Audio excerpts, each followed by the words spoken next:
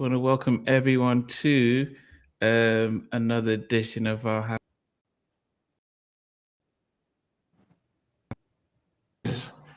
my sound just went off, but it's back again. Yes, want to welcome everyone to my two halftime chats. Baseline G, welcome. Zay, welcome. Old Derek out of Minneapolis, welcome. We've got Miss Jacci McGhee and Stevie Street. How are you guys doing this evening? Good evening, We folks. good, we Good good. evening, all. Yes. I hope everyone had a wonderful what would they call it? Valentine's weekend. Oh, superb! The Absolutely the superb. sweet weekend. I call it the whole weekend. The whole weekend. The whole You weekend. don't have no husband or wife. It's the whole weekend. The whole weekend. That's so Jay terrible. Okay, I'm Hunt being- and M-Mac, welcome, guys. Welcome, guys. Yes. We went, it's different when we got R&B stars in, we're doing a little bit of the Lauryn Hill delay here, but not too bad. Well, today's, we're going through the catalog of R&B singer-songwriter Miki Howard, and it was a little tougher for me because goodness, she had so many albums, so many singles, so many songs. So that is definitely not an easy thing. But Jackie, how long have you known Miki? Well, I met Mickey back in the 90s. We crossed paths, but we were never like, I always loved her. I always thought she was dope. And I was a huge fan of hers. We didn't start really like linking and really being, friends until COVID. COVID. Until COVID. Oh. That's when, but I always had like this crazy love for Mickey anyway, because the Levert people always spoke very highly of Mickey. So, and I was always a fan of her music, anyway, from day one when she dropped in the 80s. Like I said, we crossed paths, but we were never like, hangout girls. Hmm. Now I can say that Mickey is definitely one of my sisters. She is my sister. And one of the sweetest, biggest heart. Like, she has such a huge heart. People that I know. You know how you have friends for a long time, Mm. and then they show you who they are. But then you have a friend, people that you meet or you met before, and you finally get together with them and you really see who they are. Mickey is one of those people. She's such a lover of the Most High. And, that gets me right off the bat. Right off the bat. And, her story is bananas. Mm. Her biopic was, oh my gosh. I thought she had one of the best biopics, that was out. To this day, I still think she had one of the best biopics. Mm. A lot of, she went through a lot of stuff, and I'm sure there was a lot of things left out of the biopic, but at the same time, just her surviving the stuff that she did survive, I was like, damn, this is a lot. It's a lot. And especially for how many albums and hit records that Mickey has, to me, she doesn't get the recognition. She doesn't, they should have had, long time ago, they should have gave her a Lifetime Achievement Award. She got hits. She don't have 1, 2 hits. She got hits. And she got albums. And she just, she's a phenomenal woman. She's a great mother. You know, she's a great auntie to Maddie, to my daughter. She's Madison loves her. She Aunt Mickey, you know, that's Aunt Mickey. But like I said, she deserves her flowers, and she is such a genuine, loving person, and can cook. Don't get it twisted. She can cook. She'll cook on her little thing. She used to. She haven't been doing it, but she'll cook and have everybody all up in her pots, and then she'll stop and won't cook no more. So I'm telling the men out there, don't come to my sister no other kind of way. She can cook. She's a good woman. She believes in the Most High first. So she's gonna get me. She's gonna be like, I want no. So, Stevie, when did you first get to know about Miki Howard and her music? I've got to go back to, I think it was the single Until You Come Back to Me. That was 89, because it got a lot of, it did get quite a promotional push in the UK, that single. It got some UK remixes by a guy called Tim Blacksmith, who he went on to manage Stargate, some very big European producers who produced Neo. But that single was being played on a lot of the soul and R&B specialist shows in the UK at the time. I think that was probably the first record I heard by her. And then subsequently I had a few others. But I mean, I'll be honest, I've not pried too much into her story. I've not really seen that bioepic Jackie just mentioned. Right. I tend to just buy the records and play them. I don't go too much into backstories of artists unless I have to. But I mean, I'm found out this week just doing my homework.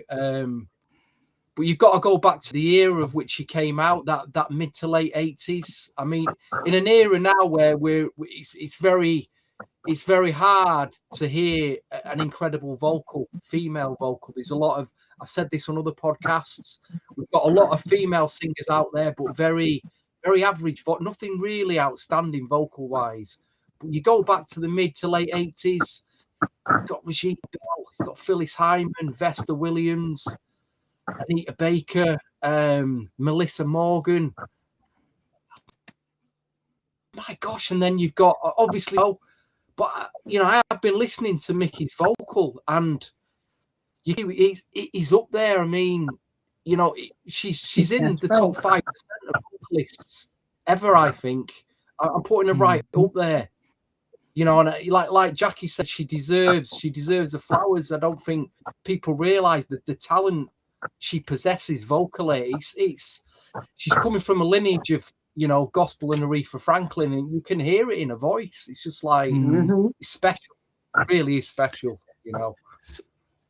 Jackie, what was it like, you know, in the sort of because you know, as an artist, seeing Miki Howard come out in like '86, and at around the time, as Stevie mentioned, you had these other sort of strong black female artists who were doing solo albums. Did you see, I mean, in the biopic, it talks about that whole comparison with Whitney, but could you see difference? Could you, I mean, or was it because it's different from what we as fans would see, but as an artist, how did you see her as an artist back when those early 80s?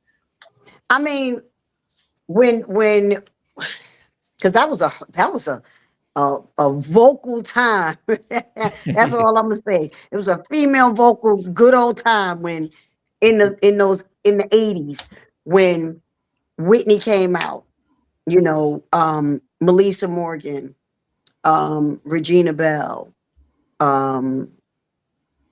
Miki Howard. You had all of these vocalists coming out at the same time, right around the same times, but they all are different.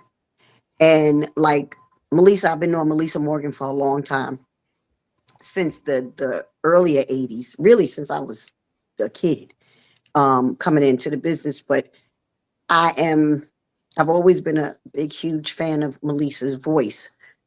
But when Miki came, Miki brought a different kind of, it was just a different kind of sound. Like Stevie was saying, you can hear the Aretha in her voice. You can hear the, what her original voice is, her voice, you know, now that I know who her mother, was as a gospel singer, I listen to her mother sing, and I hear her mom's voice in her. Um, but Miki, to me, there was no comparison to me with like Whitney, or was Miki better than Whitney, or was Whitney better than Miki, because it was two different sounds. Um, I was a fan of like both of theirs. Crazy. I loved both of them equally. It was no, everybody know Whitney, hands down. She came in with some different kind of voice that we were like, well, how? Where did baby come from? But at the same time, Miki Howard had a voice like that too. Now, if she was pushed in that direction and it was no Whitney, she probably would have been the Whitney. You know what I'm saying? You got different record labels. You got Clive Davis on this side. You know, she was at Atlantic.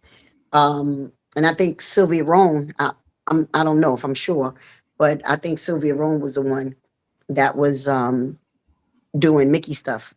Not sure. Allegedly. I might have the record labels messed up. But she was on Atlantic. Yeah, she was on Atlantic when she came out. But like I said, she held her own ground. You know what I'm saying? Miki had her own ground. So when her record came out, I was a huge fan of hers right off the bat. There's no comparison to me. And I believe that they need to give her a Lifetime Achievement Award, period. Y'all know I talk junk. I'll go on my page anytime. And I'm like, let's do it. Yeah. You need some people to sign on or whatever petition so we can send it in. We're going to fight for my girl. Yeah, but imagine her debut album, Consume My World, came out 40 years ago, or give or take, November of 86. And, looking at how our female artists were in the 80s, I mean, we can always talk about Donna Summer and stuff, and she was very disco era, but it was a lot of class. I mean, she's, if you see the cover of her album, she's wearing almost like a bowler hat and dressed elegantly. And it was what I noticed when as a kid, listening and watching female Black artists, they just exuded class. Teddy Strong-Best mentioned about Shelley Murdoch, Angela Wimbush. It was, they came out, even Anita, they all dressed and looked classy. Yeah, and sang with so much conviction. So it was quite, and I think Clive took Whitney to, Clive was a pop guru, so he took her to that direction, and it backfired for her Black audience.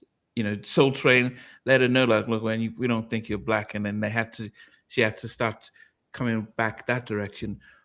But if Whitney had started at Atlantic, I don't think she'd be as big as she was. And I think if Miki was signed to Arista, she probably would have had to go in that direction of singing big pop tunes and stuff like that in order because it's about the money, right? So and so they would say, look, Miki, we love your vocals, but we need to make money, so we're going to give you these pop tunes. This is what they did with Aretha. They started getting her these pop tunes, bringing George Michael. Let's try and get you. We get you in the Blues Brothers. Let's try and get you. Let's make more money. That's pretty much what majority of labels are looking for, making money. So I think we're fortunate that Miki and the ladies we spoke about stayed in that lane of R&B. This is our market, and we're going to stay there. But to have, I'm just looking, and to see that she had 9 studio albums is an amazing feat. 9 studio albums. That's just an amazing feat. To be able to get a label to back you that for that long of longevity. First album comes out in 86, and she had her last album that came out, and I'm just trying to see now. I think her last album came out in 2015, which she released called "I Choose to Be Happy." So that's the longevity. first three albums were for Atlantic, and then she had a label change, 92 on it. I think she went to Giant Records.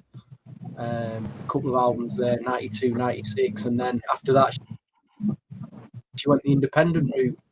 You've got Clive Davis there, as well as the money aspect. I think there's a bit of favoritism. I think Clive Davis obviously favoured Whitney because he just threw everything at her, money and promotional wise, to take her to the top. You know, whereas like you just said there, Namdi's like the other artists, it's almost like the label kept R&B lane, kept them on R&B radio. You know, could there have been more opportunities for Miki to make some more pop music, you know, and maybe try and cross her over to a bigger, you know, a more mainstream audience? I think that Aretha cover Until You Come Back to Me, because it did cross over into pop radio. But that's how you heard about her, right? But I'd like it. Yeah, I just think with Clive Davis, he must have had a thing for Whitney, and he obviously realised she had such an incredible talent vocally that he threw everything at her. I don't know what the priority was at Atlantic. She obviously had 3 albums. You know, they put the singles out. I mean, it's also the era of, you know, women wear. It was the ball gown singing era as well. You know, you're a black female singer with a ball gown ball on. Gown? Yeah, I call it era. Like big glitzy. Namdi. Huh? Oh, I'm sorry, Stevie. Namdi. Mickey's having a hard time getting on. She said the link is not there. Send it to her again, to her DM. Okay. Go on ahead, IG. okay. Yeah, go Steve, as you're saying. I'm sorry, like Stevie. I wasn't trying to cut you off. I'm just wondering how high up the pecking order Atlantic Records was Miki in terms of being pushed beyond R&B radio and black music radio, because it's clear that that's where she seemed to stay, apart from the odd single here and there, you know. Yeah. I mean, I know it was a lot of politics, and I know, you know, when she comes on, she can tell you, if I'm sure she'll tell you it was a lot of politics, but you know, we don't want to go too far off the countdown. Let her say, you know, we'll say what ours is, and then let her say what she want to say. Yeah. Hold on, let me just copy this, because copy link and send it in. Okay. But just finally, Jackie, just before we get, I don't know why this is not working. Let me see now. Yeah, just finally, Jackie, just wondering about that whole thing about black female singers staying in the R&B lane, and then you had the few that went.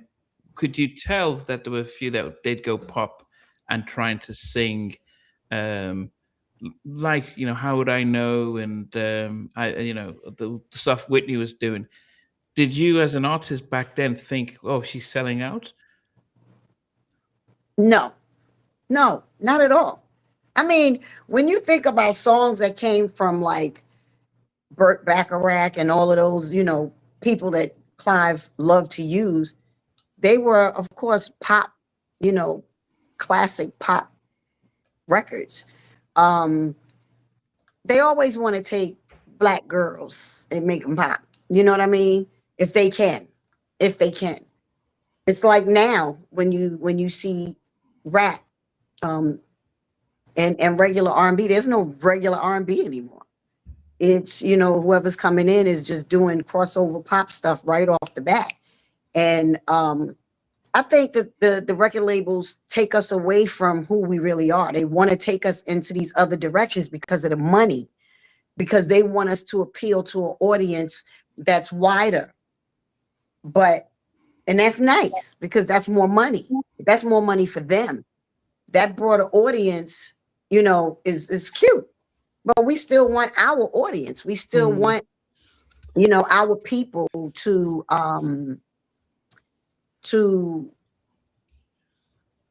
follow us and support us. You know what I mean? Because they know the true art of most Black artists, what we do, how we sing, you know, what we bring, and all of us are different. So I mean, I didn't feel like it was selling out. I just felt that that was their way of taking them to the next level of what they saw them as. I think, to be honest, I think Miki and Phyllis Hyman are probably two of the dopest vocalists to do jazz, like to sing jazz. Miki's a phenomenal jazz singer, you know.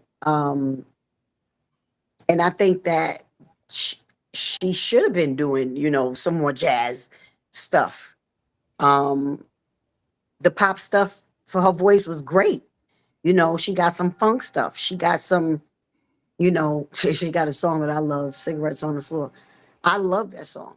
Like she did country, she did whatever. So, and I just believe that she could have went into any, you know, went any avenue. It's just that the record labels, they so full of shit, you know, they want to control everything that you do. And they want you to go do what they want you to do because they want to monopolize on whatever. They want that money. And whatever it takes to get that money, you know, to get that big check that's coming in, that they ain't hardly giving us nothing. You know. It is what it is. Are we able to get? I don't know. Did you send it to Miki? Yeah, can you forward it back to her and stuff? Stevie, I guess the question while we're trying to get Miki on board is, you said you did some research. What did you learn about Miki Howard that you hadn't heard about before? I don't know if we're obviously had a son called B Howard. I didn't know B Howard, you know, just a revelation there. I won't go too much into that. That was a bit of a revelation. Gerald, I didn't know there was going on with Gerald Levert either, you know. So there's a lot going on in the background there that I just, even though there was duet with Gerald Levert, yeah, quite an eye opener, you know what I mean? Have you heard of B Howard before? Well, one of my music friends, Gardner Cole, is friends with B Howard. I'm not sure if they've done some work for musically, but that's how I've heard of B Howard. And obviously I checked out his Instagram, and he's very influenced by Mr. Michael Jackson, of course, which is clear to see. Yeah. No, that was a bit surprising. How many of Miki Howard's albums did you get out of them? I found a few. I did find a few. I've got a couple of others, a couple of Atlantic ones somewhere, and I can't find them. But all about a CD collection, as you know, my CD collection's massive. They're all there, so you just find them.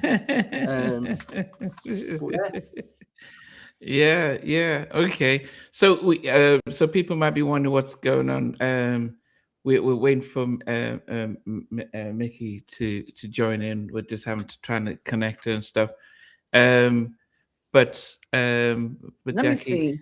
Okay. Hold on, because I was sending a message through IG, and that's on my other phone, but of course my WhatsApp is on this phone. We got a whole mess going on. Sorry, y'all. Yeah, it's because sometimes these links work and sometimes they don't. It is all Valentine's weekend and I'm still getting through all the Valentine cards that I got sent. I mean, the postman gave me a knock at the door yesterday morning. There was a big sack. I said, "What's that?" He said, it's a sack of mail for you, Steve. And I dragged this sack in, and I opened it, and all these Valentine cards fall out. So I'm still all these secret admirers that I've got. So I'm still getting through all Still that. going through To be quite honest, you know what I mean? Boxes of chocolates. I've had like 10 boxes of chocolate sent to me. So I'll be eating the old. I think Jackie's frozen us there. I think. Yeah, because So guys, if you're just coming in, you know, we're doing our countdown of Miki Howard, and she's actually going to join us live. So we're trying to just sort that out. I did send her the link, but then I was sending other posts, and I think it was messed up. So Jackie is giving her a call and sending her the link to join us live as we go through her catalog. But just in the interim, on Today I'll Come Back, Stevie, over out here in Europe, we haven't yet got the release of Teddy Riley's Remember the Times. It seems as if it's really a North America release at the moment, and I think it comes out in Europe, I think March 12th. What, they actually printing it up? It's like a European pressing of the book? There'll be a European version of the book, and I'm sure he'll come over and start to do some real press release around there. So, but in the interim, yeah, while we're waiting for Miki to come on board, we've heard some, things about the book. We've heard some interviews. He's done a lot of interviews. Yes, this is live, Mr. Publisher, Mr. Music Publisher. What did you make? What have you made of? What have you made of? Jackie's come up, but she'll come back on with Miki. What have you made? What did you make of what you heard and seen about the book? I've managed to read one chapter. I've not got the book, but I managed, to read the bit about Guy in Uptown. And obviously, we don't want to spoil it for people, do we? Really? But if you go back to the interview Timmy Gatlin did with yourself and what Timmy said about Guy, I was stunned to read that Teddy, word for word, seems to agree with what Timmy said after all these years. I was like, just taken aback. He seems to completely agree with your interview you did with Timmy Gatlin. Teddy, if you're watching. Yeah, I was, very surprised by that. Yeah, because Timmy went into the record store he worked in, the fact that Aaron worked with him, the fact that they came to the studio, the fact that, he says, Teddy, I've got a guy who's... So he kind of, he kind of went at that direction, as opposed to in the past when he's done interviews, he has said, we know, with Gene and I filmed the group and Timmy joined in later and stuff. So it was good, the fact that he was able to almost remember Timmy and recognize Timmy for what he did. And I know, we got Jackie back. Any luck? I was trying to call her. She wasn't answering. Oh, okay. But I sent her the link. Okay. Again through text. So she's probably fighting with it. Okay, that's fine. Trying to get on. Sorry, y'all. I don't know.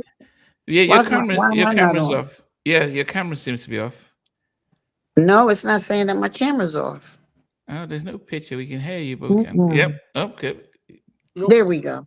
Yeah, there you are. You're back here now. Okay. Well, I guess just. We could. I've read the book. Well, okay. So there's a number of people. Prayerfully, she's gonna be able to get on. Yeah, I feel bad because we having a whole mess going on. That's fine. It's fine. At least you tried. Don't worry. We can start off. Who do we have here? Hey! It is Miki herself. Did we get my fly girl in here? I made it. You know what? I made it.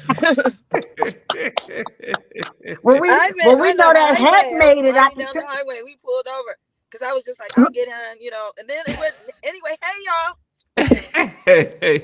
Wait, we see that Heck got on here though. I'm gonna tell you that now. We see you, girl. Oh goodness! Well, happy Sunday to you. Definitely a hot day for me. What's going on? Thank you guys so much. Really, thank you so much. Oh goodness, no, no. It's definitely a pleasure and honor. Um, yeah, and I got to interview Mickey a year and a half ago, and we all had our mutual friend Jay, who sadly passed Jay away. Ross. Jay, yes, we all That knew was him well. tragic. I can't believe it.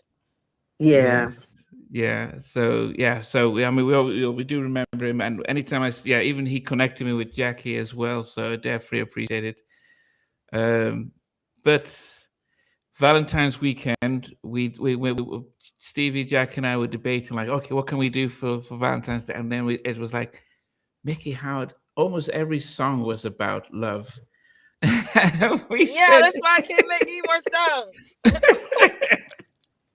almost all her catalog was about love. So let us talk. Let's do her catalog, and let us be able to celebrate your music as well. Um, your debut album came out almost 40 years ago, back in '86. Come shit. What do you remember of that? I enjoyed it. It was a wonderful time for me. Yeah, I was a mother of some small children, and I always wanted to do a record. It was really, really a great time. I loved working with the people I worked with. Lamel Humes, Sylvia Rohn. It was. She let me do the whole album with one producer. Um, it was great. I loved it. Yeah. I mean, Oh, you did. go ahead, No, Jackie. go ahead, Nambi. I was No, going to say, no. I didn't know you did the whole album with one producer. That was dope. Yeah. That was dope. But go ahead, Yeah. Nambi. I'm sorry. No, I was just wondering because we were talking about how around that '86 in those mid to late '80s there was a lot of elegance with our female R&B singers, yourself and Phyllis Hyman and the Regina Bell. We can go on. I mean, and compared to what we see now, but it was a time where was there pressure when you come out with a solo album to go double platinum, or were the labels just looking to develop talent and say, you'll just put out the music and it will find its audience? I don't know. I had been making records since I was 16 years old. By this time, I was 25. We had you have a hit and a miss. We hope to touch people's hearts and souls, but mostly we would hope to get a budget for promotion, and we never thought about crossing over because we just didn't. Most of the artists did not cross over, not coming from R&B or black music. We wanted to make music like I wanted to be like Aretha Franklin and people like that, to make music for my culture. And I come from church. It was never a thought to be naked. It was never a thought. I came from, the Lord said, and every Sunday we couldn't even, iron our clothes on Sunday. It was a very That's strict right. That's right. household. So it was never even a thought to be naked. I want to be naked now.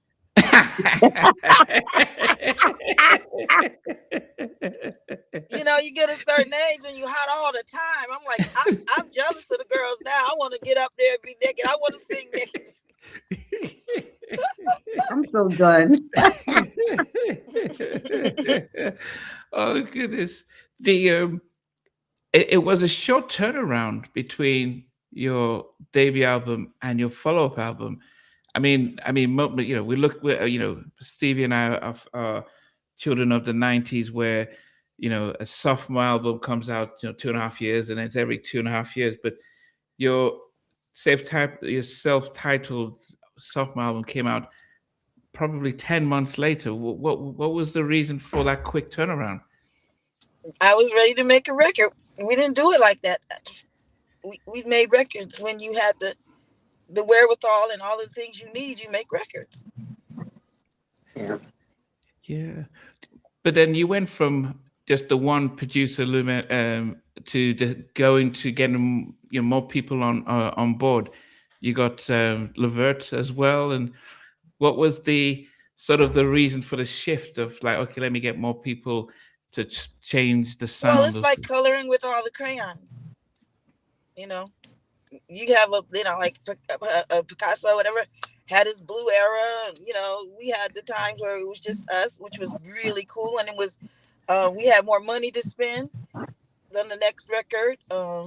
I really loved Gerald Levert. I loved his work. I thought he was a genius, and I wanted to, you know, work with him. I thought we had something to bring to the table, like Roberta Flack and Donny Hathaway and stuff like that. Excuse me.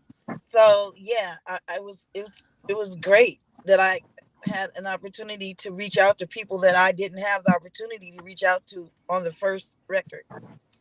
Yeah. You know, I worked with a lot of unknown people, a lot of first-time writers, stuff like that. The especially, I mean, also the chemistry with yourself and Gerald was magical on That's What Love Is.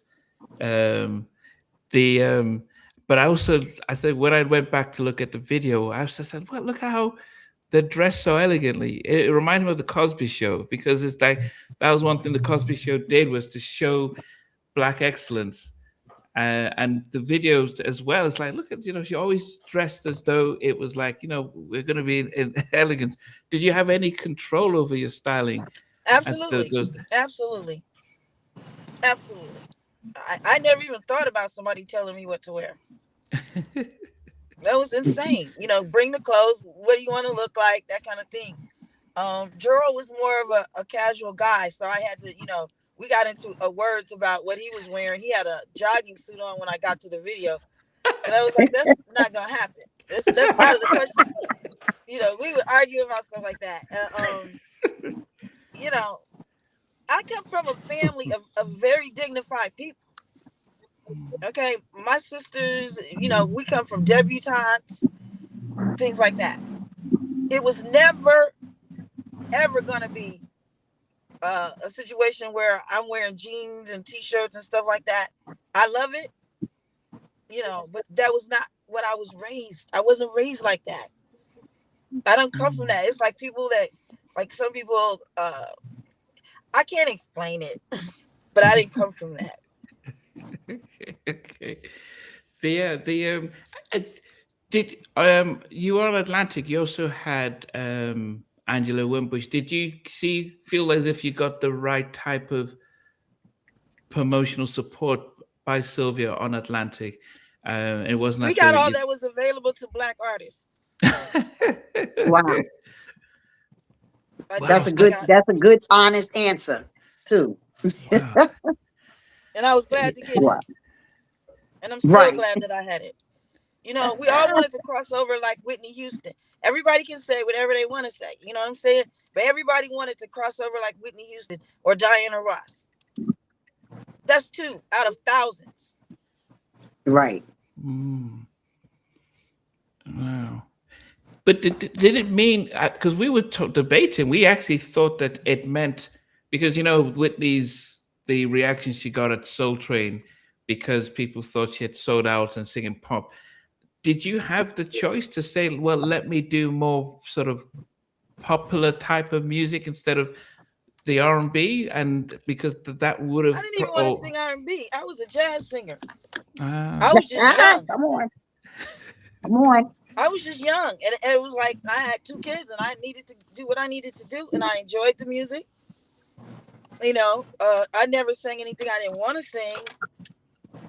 You know, and sometimes we recorded songs that didn't make the record because they weren't up to par.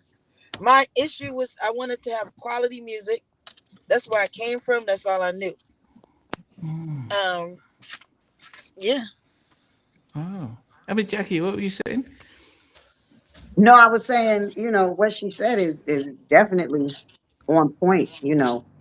And remember when we were going back and forth before Miki got on about how did we feel about being pushed to do whatever, them singing pop records or whatever it was.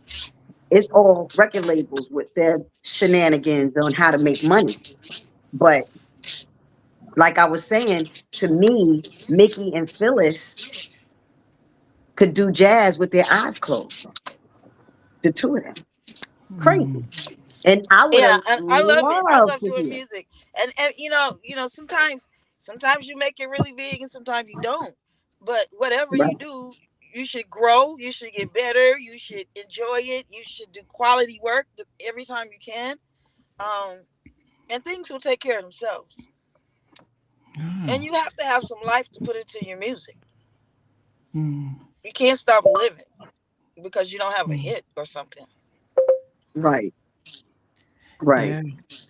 But I think one of the things I appreciated about the 80s was that labels gave the albums time, maybe 2 or 3, 4 singles, but it didn't feel as if the pressure was to go gold or platinum or we're going to drop you. It felt but that's from the outside. It felt like you guys had opportunities to breathe and find your audience.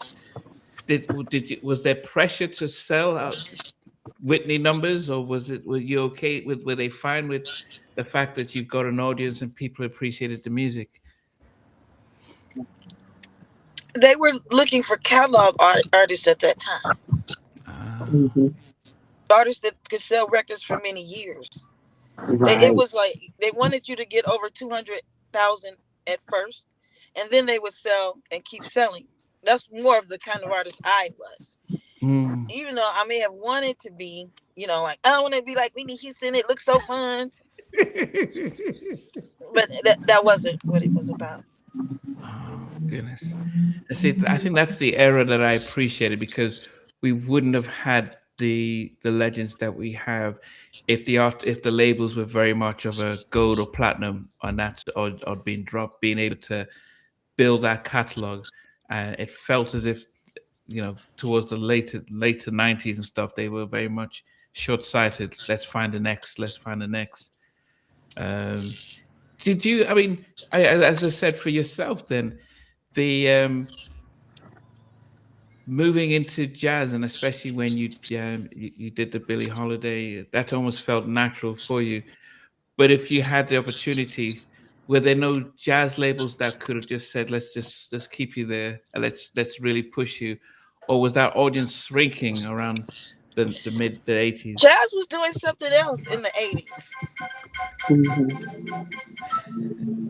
Yeah, it was doing something else in the 80s. I was singing. I started out singing jazz with Wayne Henderson, with the LA Boppers, Stanley Turrentine.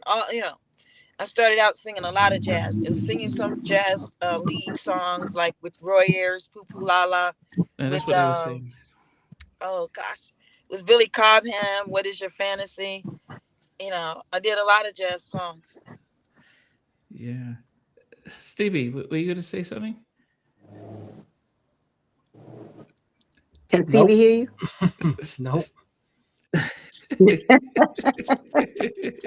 I was like, can Stevie hear you? Yeah. No, but even what can you hear me? just said. Yeah, we can. Can you hear Stevie or no?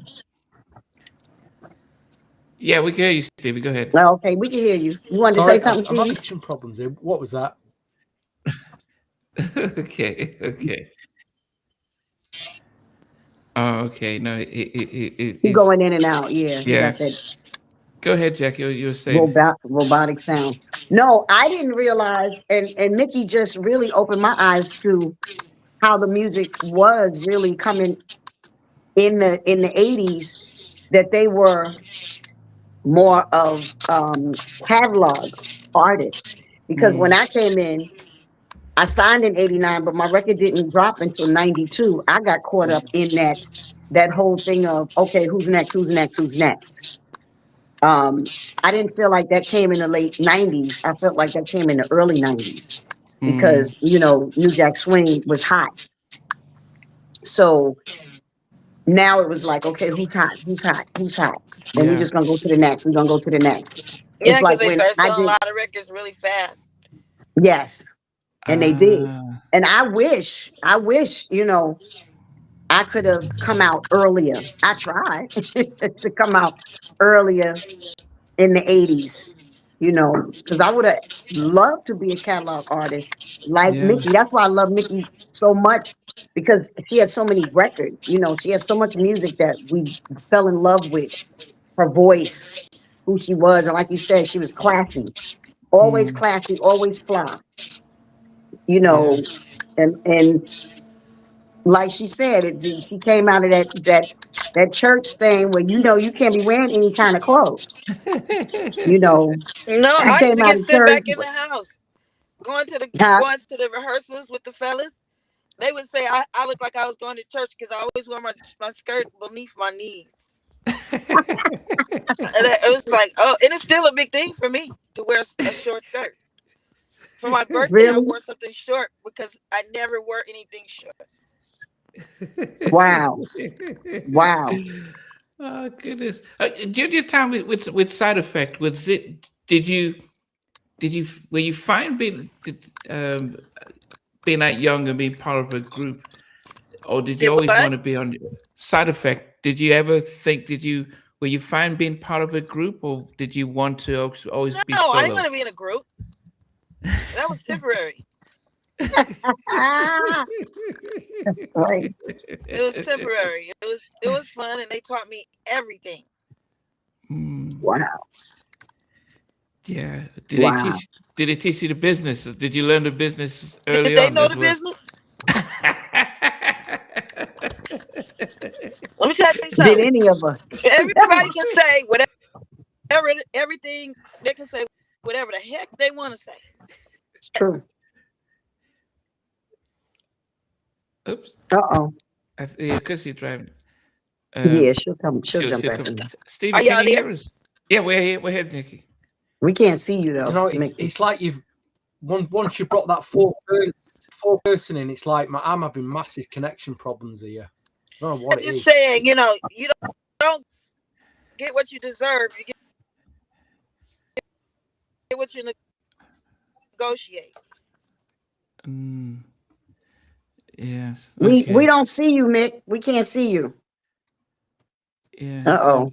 Everybody Okay. going out. Okay. Is this me and you now? Yeah. Yeah, No, but I think Nikki. Okay. we could probably still hear Mickey, but we can't see her. Yes.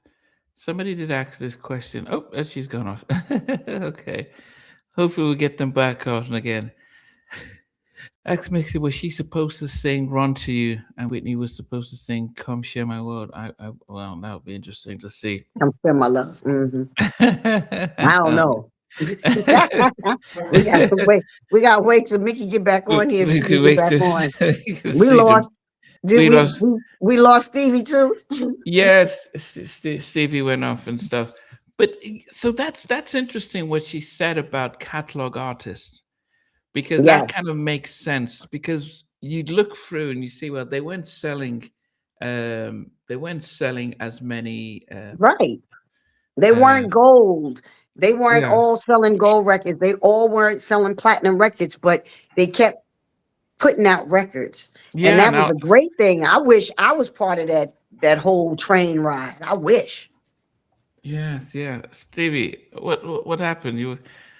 I don't know. It just keeps popping up saying losing connection and reconnecting. So I've come out and set my camera and I don't know what's going on. But we know. I think it's when Nikki you probably brought have to get somewhere. She probably has to get somewhere where she can get back on and not have,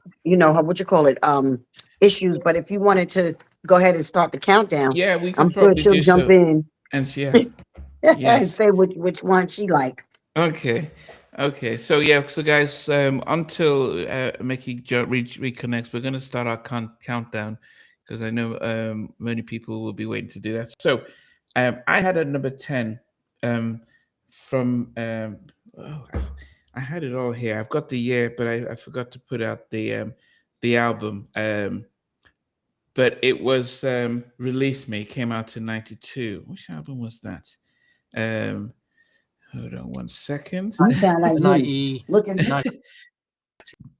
Mickey, you got a lot of albums. It's from my Femme Fatale album, Release Me. So yeah, it's this at one. number 10.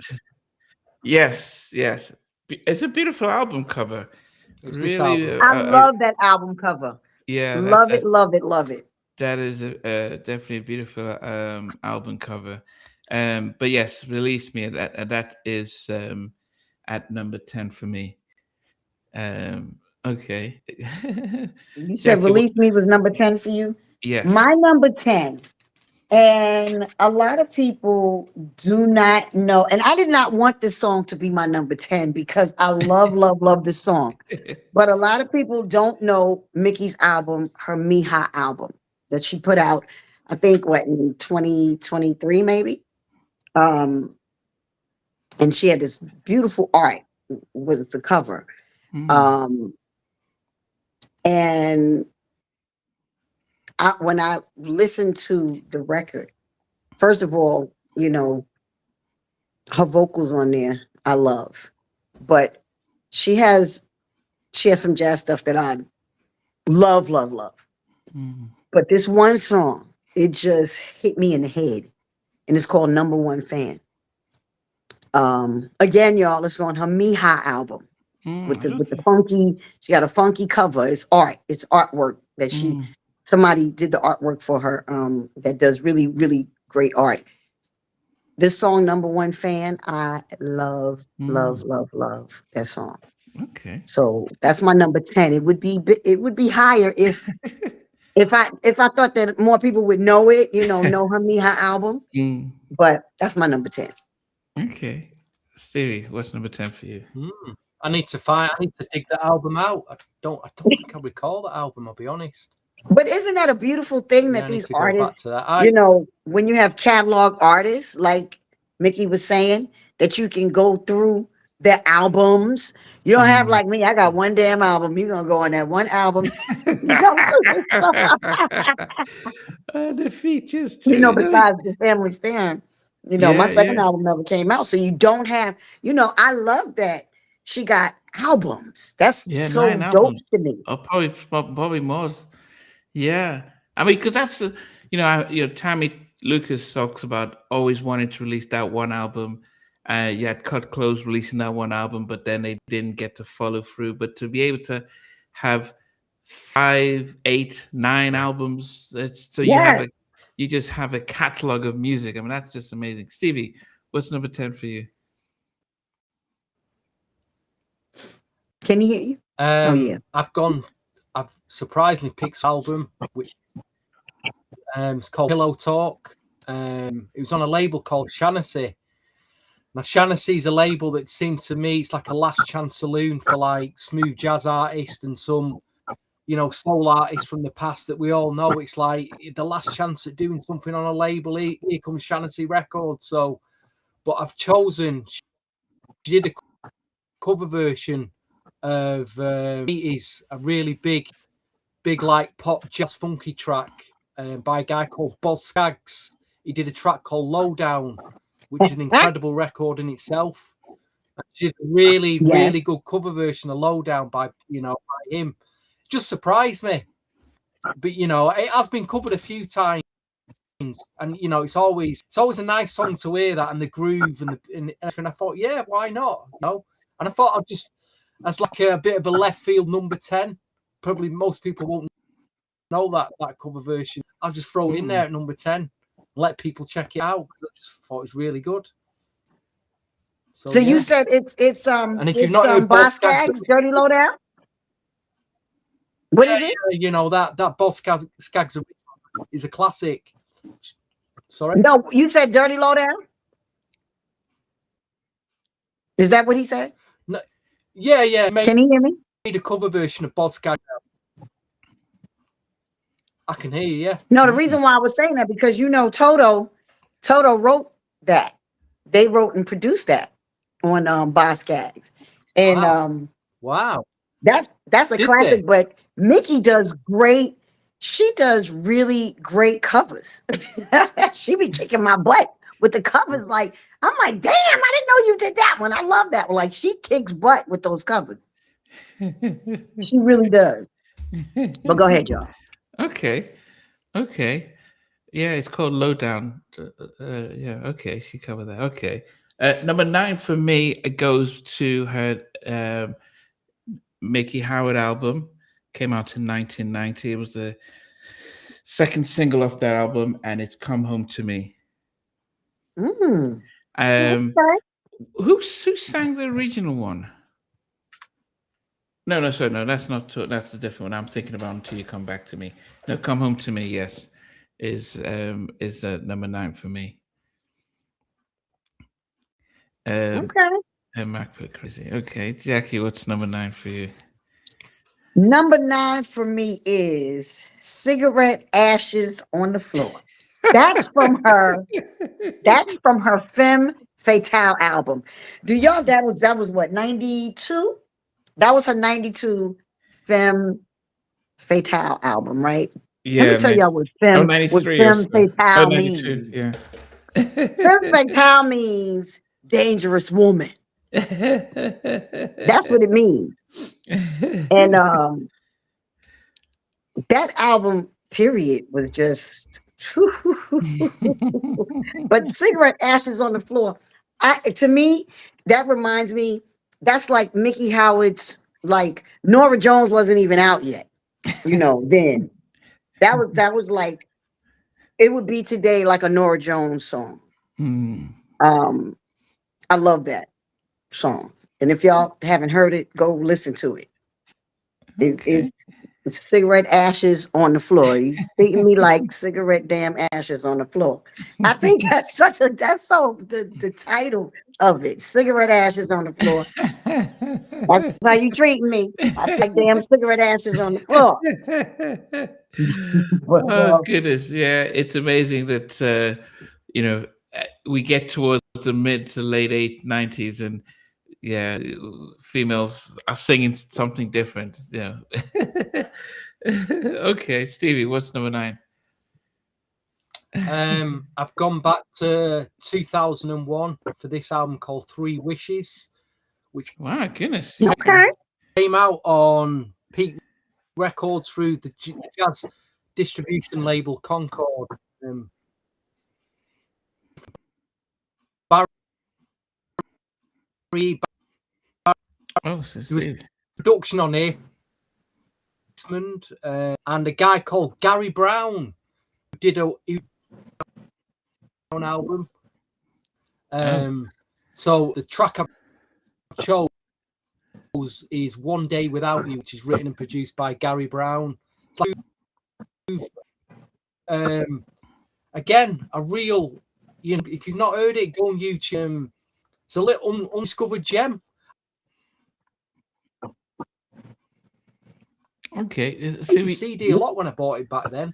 There's a lot of smooth jazz coming out in the early 2000s. That was sorry. Oh wow. Yeah, Jackie, was Stevie freezing up as he was talking, or was it just me? Yeah, he was freezing up a little. Yeah, you're freezing up, Stevie, because yeah. What did you miss? Did you miss about what I said? I'll repeat it. We didn't even know what song it was. I've got connection. We had Gordon Chambers. We had some of the producers. Oh, what was the song? One Day Without You. It's track 2 on this album. Okay. Produced by that was the part we didn't Brown. hear. Okay. Yeah. Okay, sorry. That's at my number 9 anyway. Goodness. I like Jackie. I like somebody put this. Is that Jacci McGhee? Make It Last? and then someone says, "Yeah, that's literally Jacci McGhee." Hey yo. I don't know what happened to my sister. Where's Mickey? She probably driving somewhere and have to pull over like me. You know, I'm always in the car. You're always in the car. Always in the car. Yeah. Well, you've changed. You're no longer in the car those days, so which is good. Only because it gets dark early. Yeah. That's why I'm not in the car. So I can't, my light don't work in the car, right? And all that. So I'm like, okay, let me go in the house. Yeah. Y'all know I like to be outside. Oh, goodness. Number 8 for me is what album was this from? This was from her Come Share My. No, it was not from. It was her first track from her Love Confessions. Came out in '87. Number 5 on the R&B charts is "Baby Be Mine." Oh, okay. Yes. Okay. We see you.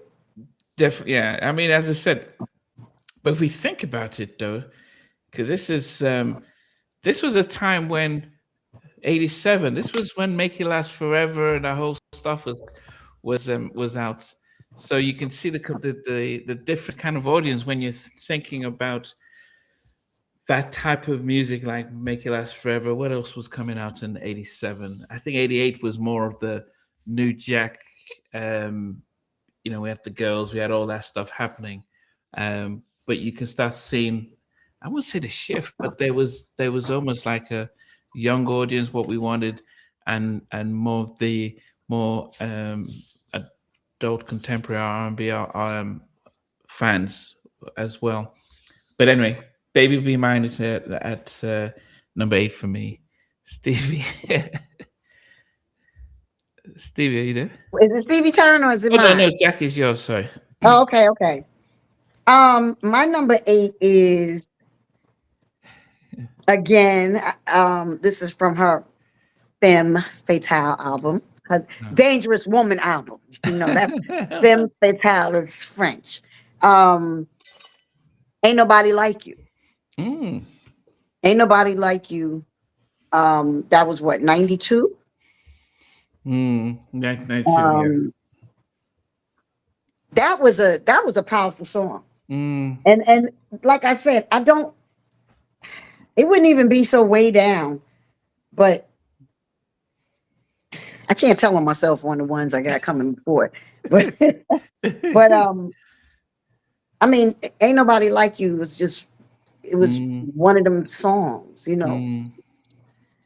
her vocal just touched you and hit you in the head. I've been rich and I've been poor, whatever, I've been up and I've been down. Just the vocals, the lyrics, how she sang it. Phenomenal. And I'm not just saying that because that's my girl. Phenomenal vocal. She wasn't my girl when these records came out. Yeah. You know what I mean? Do you think, because one of the things we always talk about with Mary J. Blige was that it felt like she was singing from a place of pain all the time.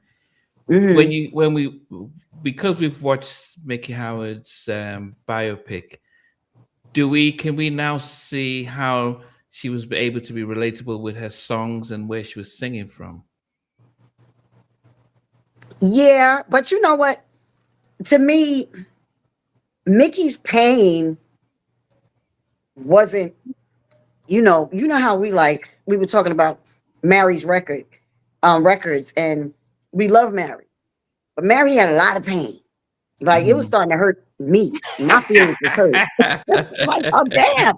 Can somebody give you a breakthrough, boo? Like, girl, my heart hurt. So that type of pain, to me, you can hear, the pain in Mickey's, but not pain like she didn't get it together, or not pain like something else didn't come through. You know what I'm saying? Like, just even the Ain't Nobody Like You. It's just, ain't nobody like you. Just, and just, it's, I've been up and I've been down. I kept my feet or placed my feet on solid ground or whatever. Just everything is some sexiness. It's that jazziness. It's that everything. With Mary, it's that.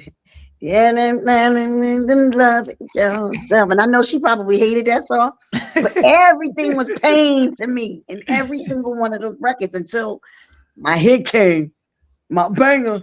I forgot what I said. What was my number one? We'll talk about that later. But yeah, no, Mickey's pain doesn't feel like the Mary pain that you got. Like, okay, you need an up-tempo joint. With Mickey's pain, like I said, it was more of she got so many genres of music that she does with her voice and where she goes, and her range is ridiculous, and her jazz, her jazziness in her voice, and then you hear her again and she sounds like Aretha. I'm just saying. I'm just saying. I get in trouble if I keep talking. Yeah. I'm about to say something. I might say it later, but go ahead. Stevie, go ahead. What's number 8 for you? from a 1987 album. I chose the same track as what you did, Namdi, Baby Be Mine. Kind of reminds me of something that Regina Bella do, actually, that track. It's got that kind of that late 80s soul vibe, brilliant chorus. You know, there's a bit of a build up in that track, but what you get is a brilliant chorus and an incredible vocal. It's a really good song. You know, I was watching the tube as well. There's a nice little video of it. Yeah, not for me. Might be higher for some of you out there though. But it's made my top 10 anyway. Okay. Number 7 for me is from her. Okay, yeah, it is from Jackie. Also had it from her Femme Fatale, "Ain't Nobody Like You," which was number one R&B track, and definitely a banger. But yes, and even the video too, as well, and more up tempo. And it was just interesting to see how she because imagine she said her debut album she was 25, and by that time most of the labels were looking for artists that were probably much younger as they got into the 90s. So the fact that she was able to continuously just make hits after hit, but Ain't Nobody Like You. And as I said, still kept with her fashion, still kept with her classiness in how she dressed and everything. And especially in 92. So if you think about 92, we were getting TLC, SWV, they were all coming out at 92, and yet she was still able to stay within her class as well. Yes. So Jackie's number 8 was my number 7. What's number 7 for you, Jackie? My number 7 is from her 1997 album, Love Confessions. You've Changed. When I tell y'all I played that song until I couldn't play it no more, it's so jazzy. It's so, oh my gosh, I can't even explain it. It's just the way she sung it. And it's so jazzy, and it just hits your soul. And it was one of my actual favorite songs when this album came out. I played that album over and over and over again, just playing it until my tape popped. As Biggie said. He played it until the tape popped. I played it until my tape popped. My cassette popped. But yeah, you changed. You changed is one of my that's my number 7. Okay. One of my dreams. Stevie, what's number 7 for you? You know what? I think I was a bit starstruck before when you had Mickey, and I was like, you said to me, "Have you got something to say, Steve?" And I'm like, it's there. It's like, that's Miki Howard. Miki Howard, that voice. I mean, that voice is. So, for those who didn't know, I sent Stevie a message on WhatsApp. I said, "Stevie, say something," and he just looked like, yeah.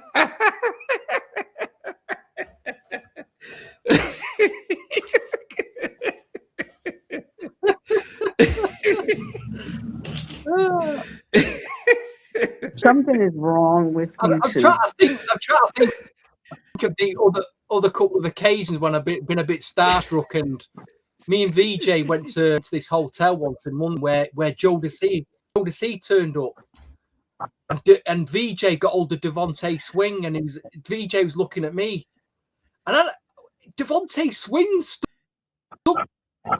there, and I'm like, I don't know what to say to the guy. Devontae Swing, you know. Another time we met Teddy Riley, and again I was like, Teddy Riley, tell him I'm still next to Teddy Riley. So, but anyway, yeah. Anyway, my number 7 might come as a shock to some of you out there.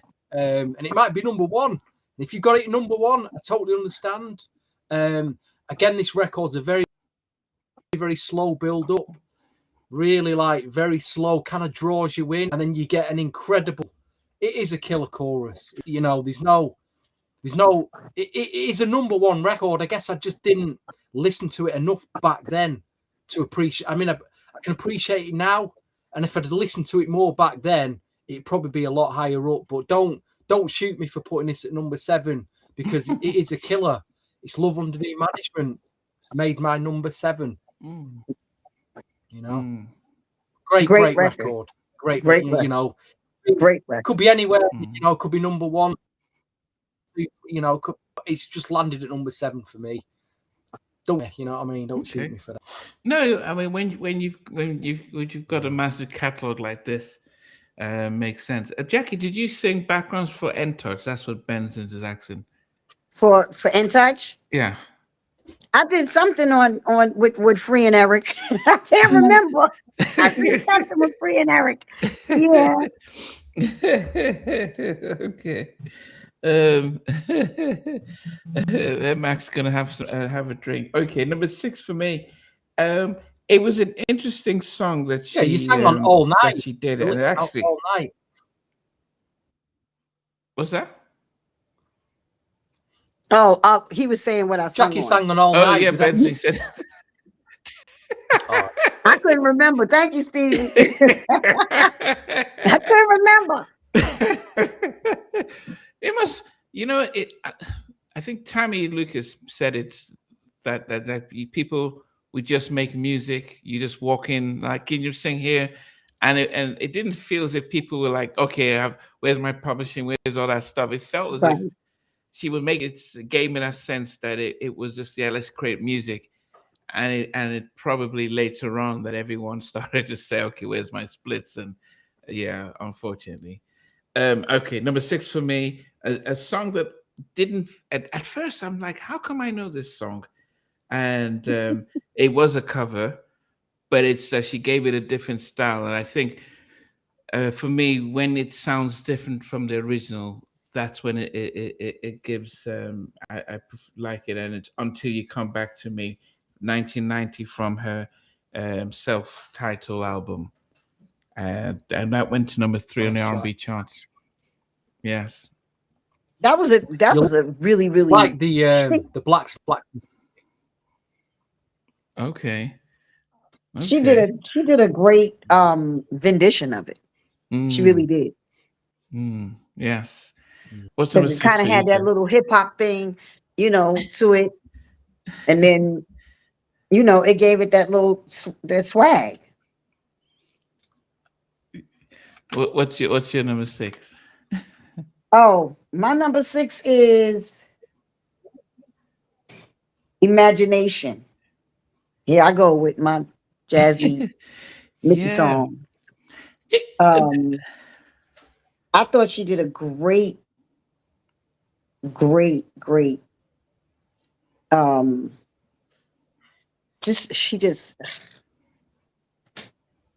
I just love the way she sung that song. Period. She did a great. She just did a great. I love it. What was the difference between Miki's jazz and someone like Anita Baker? To me, it's different because Anita gave you jazzy poppy all the time. Everything is here, and we're moving, and we're with her right here. But Miki, to me, gave you some of that old Ella jazz too. You know, that stank on it. You know, like you know, Ike told Tina, go put that stink on it, Ann. You know, go put that stink on it, Ann. She was putting that stink on it. And not to say that Anita wasn't, but when you hear a Miki Howard sing something like Love Under New Management or Baby Be Mine or, you know, Come Share My Love or whatever, and then she goes to Imagination. You know, she always knew how to say, I'm telling you, it just felt like it was old, you know, Ella, old, you know, that good old Billy Jack, you know, that Billie Holiday, Ella Fitzgerald. I just got that feel from her. When I listen to Anita Baker, I don't get that. I get Anita's jazz. That's what I get. You know what I mean? I never got Ella and Billy vibes. I just got, that's Anita Baker singing jazz. You know, because I think when you think of it, so the Anita Baker's version is, yeah, if anything can be pop jazz, which it's a lot more accessible. Someone like myself, you know, if someone says I'm going to play some Duke Ellington or some hardcore kind of jazz, that would be something that I probably couldn't relate to, but I could relate to something like what Anita is, because it was more relatable, poppy R&B jazz. Yes, just someone like Sarah Vaughan or Billie Holiday, that felt like more authentic, more unfiltered jazz, which is much harder to pull off. Yes. But its audience size is probably a little bit more limited than you'd get if you do the if you open it up. Okay, so Jackie's had Imagination as her number 6. Yeah. What did you have for number 6, Stevie? Just a little comment on Anita Baker. You just got to remember that in 1986, she did have one record that crossed a lot of genres. It's every artist just has that one record that doesn't matter what genre of music you're into, you just sing to it, and you know that Sweet Love in 1980, that kind of defined that year. It was a massive record, you know, that crossed over into rock and pop. It's been on numerous compilations, numerous, you know, pops. It's, you know, it's one of those records that remembered forever. And luckily, you know, Anita Baker had that. She just had that one record. You know, that's all it takes for some artists. But anyway, my number, what were we on, number 6? Number 6, yeah. Yeah, going back to 1992, there's a track on this album that kind of goes against everything else on this album. And you got to remember, Giant Records in 92 had a big hit with Jade, Don't Walk Away. And I think there's a track production-wise that it has that big R&B club groove to it that could have been pushed a lot more. But I've gone for Release Me at number 6. Great club R&B track. I think should have been pushed a lot more. Great hook to it. Could dance to it. Nice video. But obviously, they were pushed. I mean, like they spent the money on that Jade track to get a Jade track out there. Maybe it was, I don't know. But I do like Release Me a lot. It should have been a lot bigger. Yeah. I had it at number 10. Okay. Number 5. You know, Jackie, one of the things I keep talking about, one of the things I missed about the songs of the late 80s, 90s was backing vocals and how they made the album almost like I'm singing, the records. So I'm, you know, almost like, you had your background vocalist singing and you didn't have to sing your own background vocals because then they're almost echoing what you're saying. And I think that's one of the things I loved about Love Under New Management. It's almost like she's saying it and she needed people to almost like, here, I need my witness. Almost like Kurt Franklin, can I have a witness? Right, can I have a witness? Yeah. That's right. And that was one of the things that really gets me with these kind of songs is when they have the strong backing vocals and let them sing it. I mean, and I don't know if Mickey's the one who sang on backing vocals on that track, but when she performs it live, you're seeing backing singers, and it makes that song really powerful and stuff. Yes, and I'm trying to see what number it was on. Did it? It got to number 2 in the R&B charts. Love's Under New Management off of her Miki Howard album. Yeah, so that is number 2 for me. Yes, sorry, number 2 for me. That is number 5 for me. I was like, how you get the number 2? Yeah, no, it's because it landed at number 2. So yeah. Go I was ahead. like, wait, you got this quick. We're number 5. We're number 5, yeah.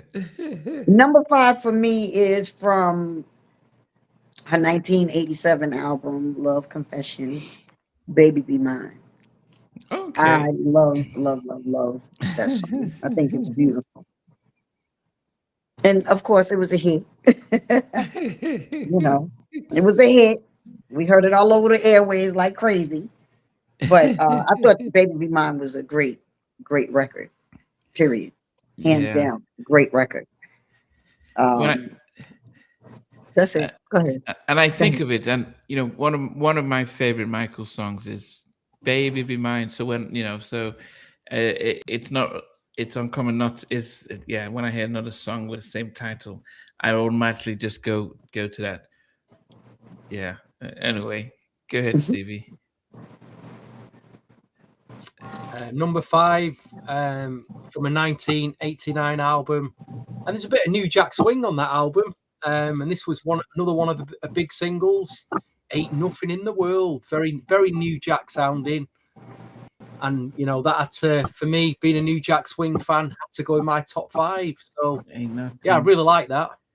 At number 5. Ain't Nothing in the World. Yeah, that big catchy New Jack Swing track. Yeah. Okay. And that was the number 1 song on the R&B on the R&B charts. Let me see who did she get to do that stuff. It didn't say. Let me see. Track list. Produced by John Nettlesby. I don't know who that is. John Nettlesby. I don't know who that is. Okay. He worked with Keith Washington. He worked with Keith Washington on his first album. Okay. Yeah, for me, that was number 4 for me. For that same reason, I just loved the swing on it and stuff. So that was number 4 for me. Ain't Nothing in the World. Wow, you picked that one now. I'd make you a at number came out in 89. And 89, this is what did we have in 89? Because we've had 88 was the Guy, New Edition, Any Heartbreak, and the Troop Deeper came out, I think 89. No, that came out 88. What came out in 89? What songs came out? Wait, when did Tony come out? I think they were what, 80, 88 and 92. Didn't they come out 80, 88, 89, 90, something like that? Because we were on the road together, and I remember they Troop were 88 and 89 back to back. Yeah, so the Revival came out 1990. Who came out 88? Then Sons of Soul came out 93. Now remember Troop and Chucky Booker and all of them and Levert, that's all Atlantic. That was Sylvia putting out, you know, Miki Howard, Levert, Troop, Chucky Booker. You know, she was putting out some joints. She was pushing. 89, his debut album, Chucky, came out in 89. So okay. All right. Okay, yeah. So Ain't Nothing in the World was number 4 for me. Jackie, what's number 4 for you? My number 4 was from her 1989 album, Miki Howard, Love Under New Management. Okay. That's my number 4. I had that number 5. Okay. That's my number 4. Anything to say about the song? I love that song.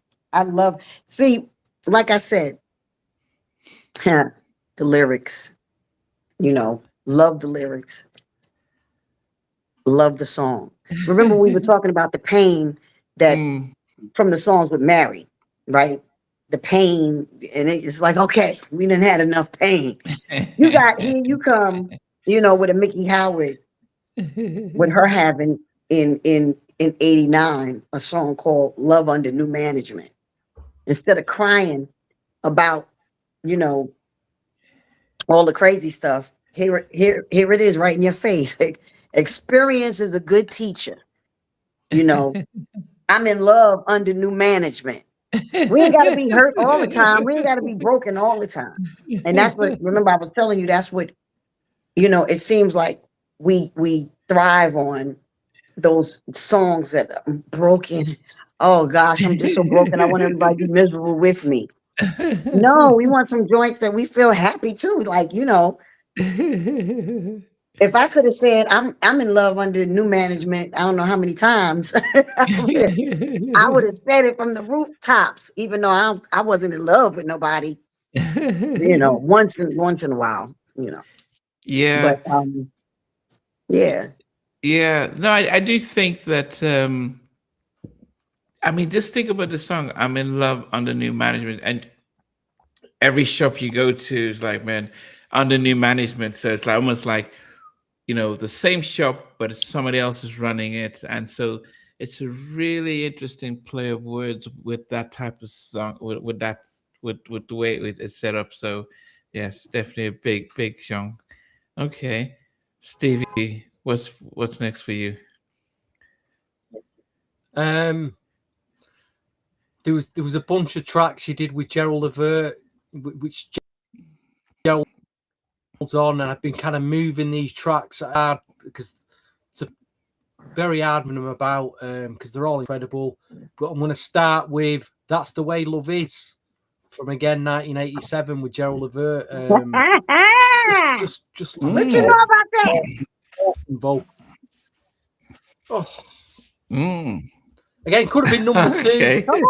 I mean, just going back to Love Under New Management, the backing vocals are Love Under New Management. It just, they're undefeated. But That's the Way Love Is with Gerald Levert.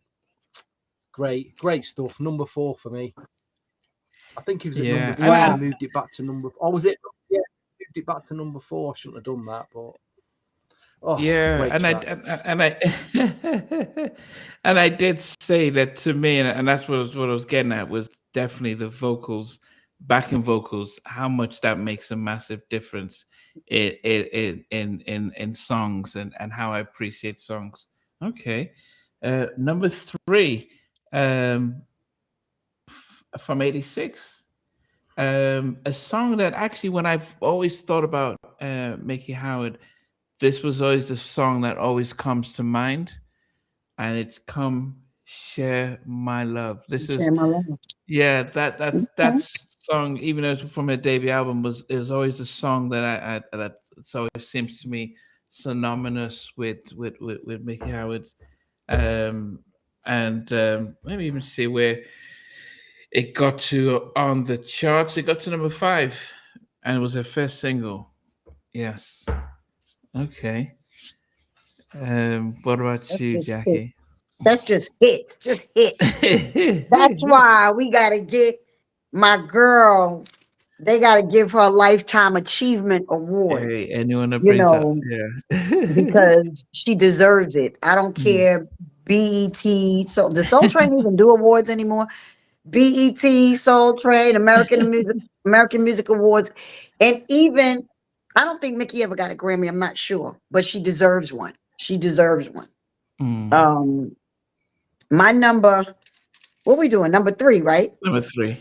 My number 3 is from her Femme Fatale album, A Dangerous Woman album, which was recorded first back in 1946 by this little lady named Billie Holiday. Good Morning Heartache. I thought that Miki did a phenomenal job redoing this song. I love it. Love it. That's my number 3. That is my number 3. I love what she did to Good Morning Heartache. Because, you know, like Billie did it in 46, right? Mm. Then she got a version in 92. It fit in 92. That's why I love that she was able to do it over. Because it fit 92. You know, you didn't have, you know, you had New Jack Swing coming through there and all these, you know, whatever else music was coming through the early 90s. But you didn't have, I mean, you know, you had your Sade's and Anita Baker still. I don't know what Anita was doing in 92, but just that Good Morning Heartache coming at that time. And wasn't it in a movie too? Am I tripping? Malcolm X. She played Billie Holiday in X. Yes. Thank you. Sorry, Mick. That's right. She played. That's why I'm like, I know it was in a movie. She played Billie Holiday in the Malcolm X movie, and that was another great, you know, thing for her. And the crazy thing is, she was looking like Billie Holiday. She was all classy, you know. It was dope, you know. And I that's my number 3. That's my number 3. Okay, Stevie, what's number 3? I picked another collaboration with Gerald Levert from 1987, Crazy. Again, Was Gerald Levert on that? Killer track. Yeah, he was. Killer soul track. Initially, it was at number 2, and I bumped it to number 3. Just a brilliant track. Brilliant late 80s soul track for the soul connoisseurs. It's one of those picks. I know it was written by Mark and Gordon. I did. Who did it? Mark Gordon? Yeah, Mark Gordon and Gerald Levert both wrote and produced it. Okay. All right. So number 2 for me is Just Like Romeo and Juliet. That's what love is. I'm so surprised that y'all have That's What Love Is so high on your countdown. I'm proud of y'all. I think, you know, I mentioned, that's why I brought up to it the video, you know, because I think Miki was showcasing her vocal range, which is vocal, and then Gerald singing, and it's just, you know, it's just one of those happy songs, and of course I'm listening to it not knowing that they were dating and stuff, but it just the chemistry. And the funny thing is, Gerald Levert was probably, I don't know, 30, but he looked like he looked the same. Like a whole grown man had been here for a long time. Yeah. He looked the same. He never changed in how he looks. And so it was consistent with the vocals and the way they look. And it's funny that she said that he came on set with his sweatsuit trying to be relaxed. He says, man, he probably had to get the suit out of wardrobe and for him to wear, because it didn't seem to fit him as much as they probably did. But yeah, you can imagine, can't she's there in a ball gown, all made up, and he turns up and he's like Red Storm, deep tracksuit. Yeah, you know, for the video. Oh goodness, yeah, but that beautiful track and just duet and just vocally, she was doing what we would call vocal gymnastics as it was singing and stuff like that. So that's number 2 for me. No, that's a good number 2. My number 2 is Come Share My Love. I love that song. I thought that what number did it get to on the charts? What was Come Share My Love on the charts? Do y'all know? Yeah, it was number 5. It was number 5. Yeah, number 5 on the R&B charts. R&B charts. I'm sure Mickey was in Jet a lot. Remember in the Jet magazine? I was so happy to get in there. I didn't know what to do with myself. I was like, I'm in Jet. He was in there a whole bunch. You know, that's when we knew whose songs was hot. Okay. Is it the chart you mean? The jet chart? Yeah. The chart that Jet had. Yeah. It was right in the middle. Come share my love. You know what? Come share my love reminds me of a Whitney song too.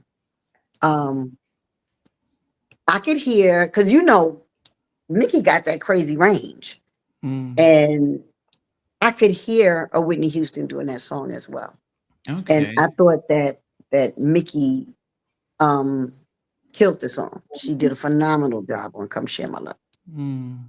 Voice was just, her voice is just unmatched. To me, all the R&B singers were different.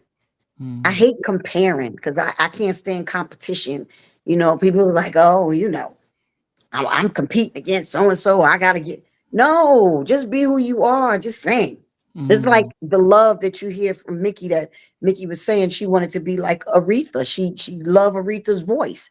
That's the type of stuff, we should be saying, like, whose voice we loved and who we looked up to as like really, really great singers, like the Aretha Franklin, Gladys Knight, Phyllis Shaka Harmon. Khan, Phyllis, definitely Phyllis for me. But the list goes on and on, and not to knock anybody like a Melissa Morgan or Allison Williams, because all of them, on top of so many other artists, man. There's so many female artists. We'll talk about that when we finish doing Mickey's countdown. This is about my girl. Okay. Well, go ahead. Okay, Stevie, what's number 2? Probably my final song inclusion featuring Gerald Levert. I got to be honest, I just didn't. This has been the biggest surprise for me because I just didn't listen to it back then. But it's absolutely floored me. This track absolutely floored me. I'll be your shoulder.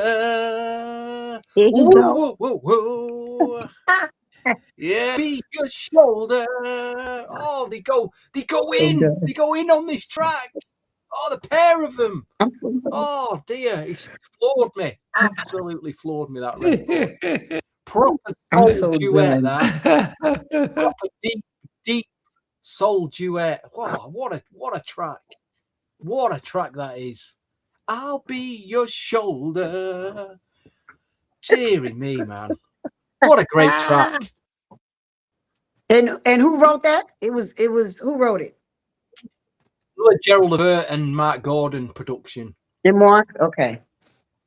Gerald and Mark, first of all, were a great team.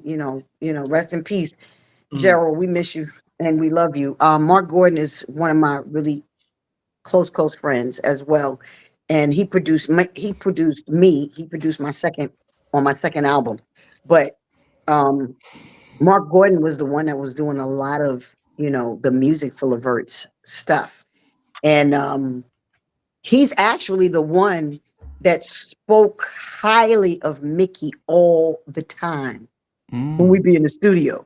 When we talking on the phone, if we talk about any artist, he always spoke very highly of Miki. And that's what made me love her even more, because I'm like, if they loved her, him and Gerald and them, I knew that, she had to be a good person, good heart and whatever, because, they were chicken and biscuits all day, that's that love. That's that chicken and biscuit love. It was a record that Levert recorded a year later for the Rope-a-Dope style album, a track called All Season. And again, it's got this, I can think where that vibe of All Season comes from these tracks. Again, that's a deep record. That's my song. Yeah. That's my song. What number are we on? So yeah, Stevie just did his number 2. So I'm going to go from 10 down to before my number 1. For those who are just joining us, so we've gone for our top from 10 all the way to 2. So before we release number 1, we normally go and count 10 and down to 1. So at number 10 was Release Me, came out in 92. Number 9 was Come Home to Me, came out in 1990. Number 8 was Baby Be Mine, came out in 87. Number 7 was Ain't Nobody Like You, that came out in 92. Number 6 was Until You Come Back to Me, that was the remake. In number 5 come Love Under New Management, beautiful backing vocals. Number 4 was Ain't Nothing in the World, nice little New Jack track. 3 was Come Share My World, that was her first single from her debut album. Number 2 was That's What Love Is, featuring Gerald Levert. Such a, watch the video, just watch them elegant, and to hear the story that Gerald Levert was in his joggers and tracksuits, and he wanted to do, he wasn't planning on wearing a suit, and so they had some words, so that was interesting to hear. Number 1 is a song that I think the theme from this is backing vocals, how they make the song, how I just love the back and forth. And this song was from his sophomore album, and Love Confessions. And there was something magical about working with Gerald Levert and Mark Gordon that changed the direction of how Miki's music was received. But I love Crazy. The song, I just love the to and fro. It's such a. I saw the first time I heard it, I said, "Oh man, I love this song," and I was like, I wonder if anything's gonna knock it off number 1. And I went. I'm sure there are other songs that were close, even the Gerald and That's What Love Is, but I just love Crazy, and that's my number 1 song, Crazy. Crazy is a great song too. Like you said, the I had flavor. Number 2 initially. It's great. It's a great. Pushed it back to number 3. It is great, and I'm surprised you picked a lot of the Gerald Levert, Mark Gordon. They're just very strong. They just accept and put on records. Yeah. But I also felt that because Miki being a jazz singer, and any of those type of songs, I probably, because I'm not used to them, probably wouldn't rate them as high. But I think the diversity of what Gerald and Ed were doing, because they did Troop, they did Mama Sweet, so they were doing songs that that I was related to. But as I said, loving backing vocals, loving the whole the storytelling of this, and Gerald was definitely a prolific writer producer with Mark. So, but I didn't know that they did the song until Stevie mentioned it when he was getting his countdown. So I didn't. I just loved the song, and I was like, oh my goodness, maybe that's why. Yeah. So that's number 1 for me. Okay, we see you with your number 1. Okay. All right, I'm going from my number 10 to my number 1. My number 10 was from Miki's Mija album. The song is called Number 1 Fan. Whoever don't know that song, go look up Miki's Mija album. And it's called Number 1 Fan. It's actually on IG as well. You can pull up Miki Howard Number 1 Fan and it'll pop up. My number 9 is Cigarette Ashes on the Floor. That's my Norah Jones, Miki Howard song. Wow. That's from a 1992 album. Ain't Nobody Like You is my number 8. You Changed is my number 7. Imagination is my number 6. Baby Be Mine is my number 5. My number 4 is Love Under New Management. I was gonna say all the album years, but I'm like, no, she just got hits. My number 3 is Good Morning Heartache. My number 2 is Come Share My Love. And my number 1 is Gerald Levert and Miki Howard.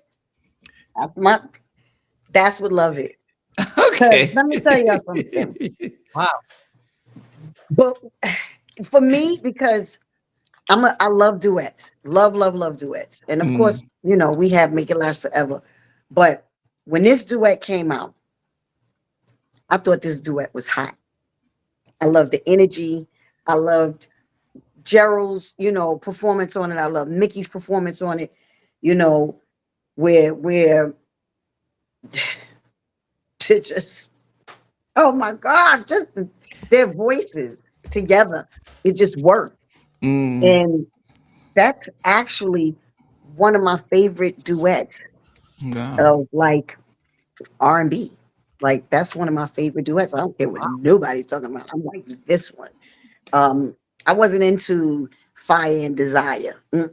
That was just not. It just didn't do nothing for me.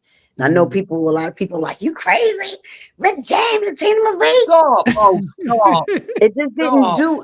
I love Fire and Desire, but this is one of my this one right here. That's why this is my number one.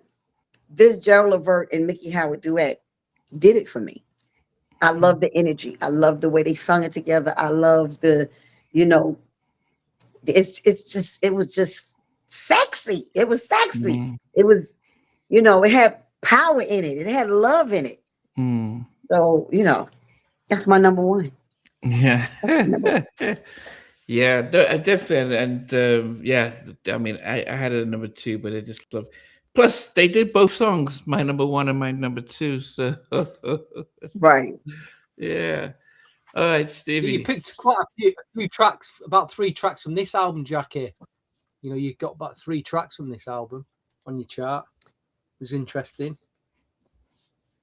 Cigarettes, Ashes, Good Morning Heartache, Ain't Nobody Like You, you know. Yeah. I like that album. I do like that album a lot. So what about my number 10, number 10, Lowdown. Number 9, One Day Without You from 2001. Number 8, Baby Be Mine from 87. Love Under New Management from 89. Number 6, Release Me from 1990. Number 5, I got 8, Nothing in This World from 89. Number 4, That's What Love Is from 87. Number 3, Crazy from 87. And number 2, I got I'll Be Your Shoulder from 89. And number 1, I think there's a bit of an innocence to this track, and I also think it's one of those records that I think a lot of people could sing along to, and I'm just surprised it wasn't a lot bigger in terms of crossing over potential. But it's one of the first records. Come Share My Number 1. Just it's got everything I like about 80s soul. It's got a bit of a groove to it, a bit of an oomph. Great chorus you can sing along to. Great vocal from Miki. I've been singing it all week, and I can't understand why. And you know, she wasn't on Top of the Pops in the UK singing that record. Would have been perfect. You know, they should have pushed that record a lot more. I think that would have been a big sing-along crossover record. But it's still a great record in its own right, and it's happened to be my number 1. I will give a few honourable mentions though. Until You Come Back to Me didn't quite make it. I like the remix, the Blacksmith remix. Ain't Nobody Like You from 92. I do like that record. I Surrender from 86, which has got an 80s dance pop to it. Ain't No Way to Treat a Lady, that was on the 2001 album. And finally, a track from a 1996 album, and it sounds like Tupac rapping at the beginning, but it's not Tupac, but it really does sound like him. A track called Sunshine. So they're my honourable mentions that didn't make my top 10. Wow, you had honorable. You had the side records. Yeah, and a few bits and bobs to add there. Did Miki give you her favorite? Oh, she's gonna kill me because she told me 2 just off the top of her head, right? I don't remember. I was like, man, she's gonna come on so she can fan herself. Now I don't remember. But what I do remember, that they were jazzy. Okay. That's what I do remember. Because I was like, oh, the 2 jazzy joints. it would be two songs that people wouldn't think that would be her favorite. But I Mm. can't remember what the two songs exactly were. I don't. She gonna kill me. I was just texting. I was texting her, sending her messages on her Instagram, trying to see if she was able to come back on. But Okay. she was probably driving and got stuck and couldn't Yeah, get it together to get back on. But it's yeah, her. understandable. Yeah, I mean, I'm glad she got to get on. Yeah, we at least You yeah, know, so yes. I mean, but what I think I had she kind of answered a question that I had always wondered about why artists in the 80s were given the opportunity to make as many albums as they could. And she said they just need to sell 250,000. In the 90s, people were doing that in a week. First week, 250. Actually, then you get the hip hop artists doing 1 million in a week, and back and Sync and all these groups. So you can see how that shift changed, because yeah, if Going Gold was almost like a big party, it meant that they weren't spending as much making the records, they weren't spending as much in promoting it, and they were just letting the artists just develop. And then they got into an era where, as much as we loved the 90s, but they were spending $1 million on music videos, on videos. I was on gonna say on the videos video. alone. And then all of a sudden, Yep. well, we need to make at least 10 million just to cover that. And if you don't make it, then we're cutting you off. And so, Right. so probably the 90s became when they wanted the quick money, quick album sales.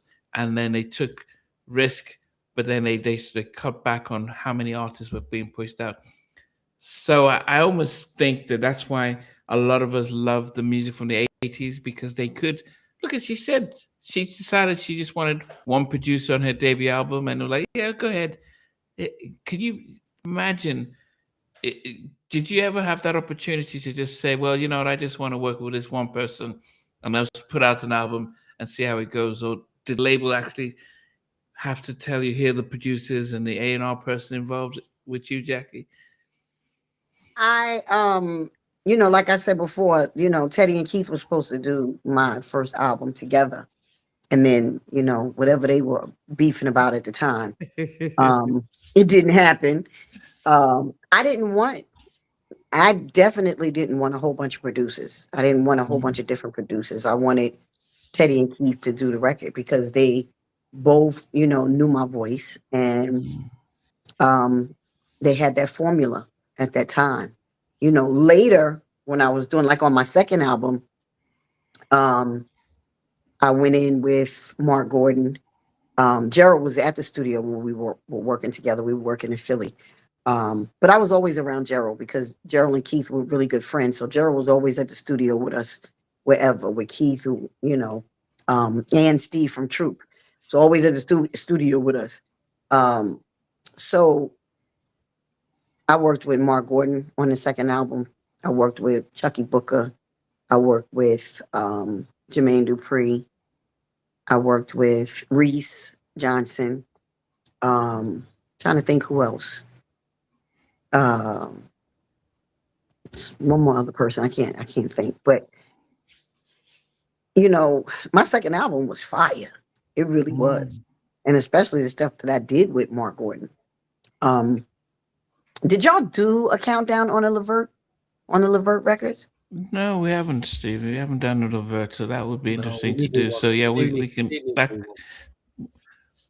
Okay, so that definitely be our next one, Jackie. Yeah, we should do one with Levert and let Mark. I'll hit Mark up.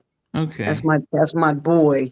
So he can definitely be on here. And he got a lot of stories, because he got a lot of stories, and he's also very close with Miki. Actually, I think Mickey's going to be doing some shows with the Levert Experience. Okay, it's coming up.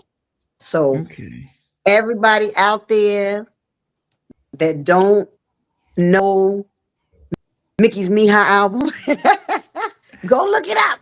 I love her last album, and I she's working on some new stuff because she was in the studio.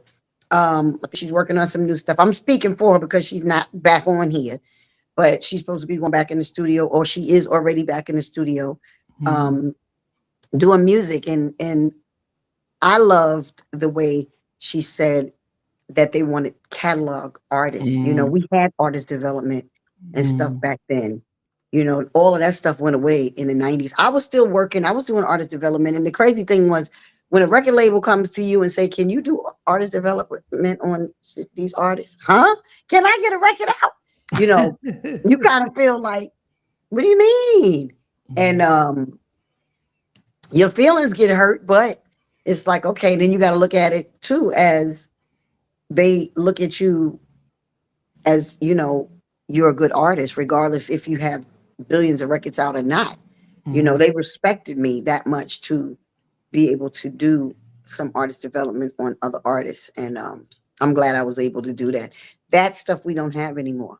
You know, it's just put out records, put them out. Whoever's good, whoever's hot, you know, that's who's hot. And the ones that are staying into me right now that are able to do, you know, more records is the ones that stayed naked the longest, or do the most freakiest, or the most demonic thing. That's who's gonna stay around the longest, you know. Do you have access to your Sex sophomore album? Have you listened to it? Have you seen? I don't know. I don't have it. I don't have any. I'm trying to think. What do I have? I don't have anything. Mark Gordon might still have the stuff we did together. I gotta ask him. So you didn't get a copy of the whole album? No. No, not at all. Back then I had little copies, you know, you had little DATs of everything, but don't ask me where they are. Well, probably maybe. one of them. Come on, now. One of those She's not even got a physical copy of a first album, never mind the second one. Right. See, Stevie knows. I don't even have a daggone copy of my first record. Nothing. My girlfriend sent me this little, because you know MCA was really good at marketing, right? So they always put great marketing packages together. And you know, we had to have stuff when we went to Jack the Rapper and this and that. You know, they had all those things we had to go to. And I remember they put together this promotional thing for Skeezer. It was a keychain, and it had my logo on it. My logo's actually tattooed on my shoulder back there somewhere. And it was inside of my album. And they had the logo on the keychain on the outside of the keychain, and then when you open the keychain up, it was a condom inside. I was like, and I think my girlfriend that was doing a lot of the marketing stuff, she was doing like the BBD jackets and all of that stuff back then. If I can remember, Toy did that too. She did, Toy Soldier. And I was like, I had a keychain with condoms in it. Like,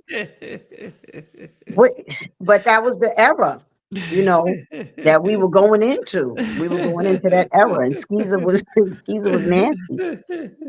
Oh goodness, those were the days. Yes. Well, guys, we want to appreciate you. I mean, it's a pity because for those, Miki did join us, but she was in a car. So as the signal cut out while they're driving, so unfortunately we couldn't, and she couldn't come back. But she did drop some knowledge. So if you watch the replay, she talked about being a catalog artist, spoke about how it, being in the relationship with Gerald and some other things. So you can be able to watch that. You can also watch when Stevie was asked, Stevie, anything to say? And he just looked at us as if we spoke in Chinese. He just looked almost like, okay. And he disappeared like, yeah, I can't. And I don't know if you were afraid, you just cut off, you like disappeared like, oh, Stevie. Bit of both. Bit of both. But I can imagine you've been listening to her music, watching, hearing all the stuff, and then all of a sudden, like, do you have anything to say to her? Your big moment comes. It's like, I can't hear you guys. I can't hear you guys. I'm leaving. I'm leaving. Oh goodness. Oh goodness.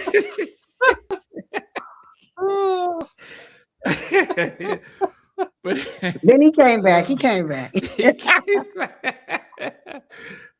He had signaling problems. You was off for a while. I told you before. I told you before to go put that hanger on that antenna outside. Just being shy. Okay. Anyway, guys, we appreciate everyone for staying with us. Please watch the replay and shout out to Miki Howard. Shout out to Miki. Thank you, Mick. We love you. Hopefully we get longer. Stevie, Jackie, and I will be back with the Levert countdown. And as Jackie says, she may try and get the only surviving member of Levert. Singer, songwriter, producer Mark Gordon. Mark Gordon to come and share some stories around the music of Levert. But but to then, we always appreciate everyone for coming on board and for joining us. And we'll definitely see you guys soon. Take care. Later, y'all. Hey guys, thanks for watching. Thanks for being a part of Halftime Chat. Please remember to subscribe, share, and comment. But most importantly, why don't you become a member of Halftime Chat? We've got amazing videos, amazing perks, and being able to support the channel. But anyway, thanks for watching. Take care. I never participated in that category. And somewhere in between us, or even loving us, on which I did miss you really. What was it like growing up?